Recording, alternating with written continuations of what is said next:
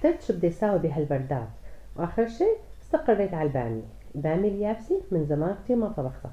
اخذت شوية بامية يابسة ونقعتها بمي غليانة المسا وتركتها للصبح. والصبح غسلتها كذا دور لحد ما نطفت. ليكم ما شاء الله كيف فتح لونها ورجعت كأنها خضرة. بهالوقت كنت محضرة كيلو ونص جوانح لطبختنا. انا اليوم بدي اساوي البامية بالجوانح. باخد شوية زيت قلي وبنزل الجوانح عليهم لحتى يتقلزوا. انا بقدر اسلقهم مباشرة وحطهم بطبختنا، بس بحب اعطيهم هيك صدمة خفيفة بالزيت ليتغير لونهم تقريبا، بحس انه بيعطوا طعمي اطيب لطبختنا اليوم.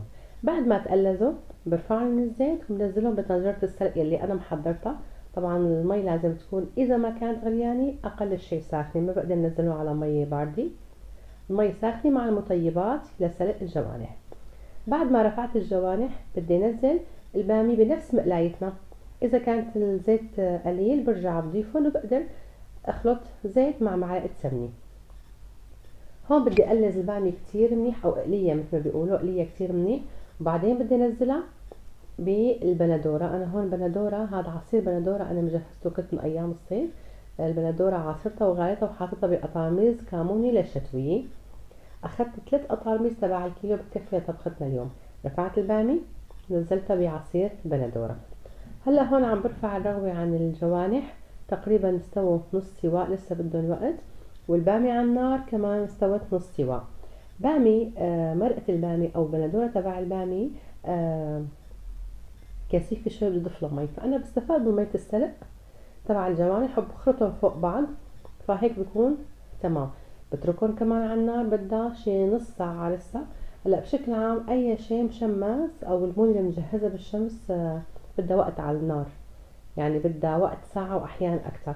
والبامي من الخضروات اللي بتاكل وقت كتير طويل على النار. هلا كمرحلة اخيرة للبامي، اكيد ما بتنتهي طبختنا من دون الثوم. اخذت نص راس توم، يعني تقريبا شي 5 اسنان توم. هرستهم كتير منيح ونزلتهم فوق البامي. ولازم هي الحركة الأخيرة اللي بيعملوها كل السوريين، إنه بيحطوا شوي من المرقة بجنب التوم لحتى ما يبقى فيه أي شيء من التوم وأخسره يعني.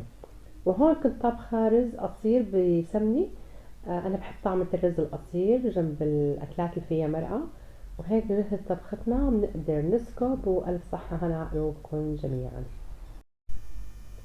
وبدي ارجع اقولكم انه انا ماني شيف، بس بحب الطبخ كتير كتير. لهيك جود من الموجود، والف صحة وهنا عقلكم.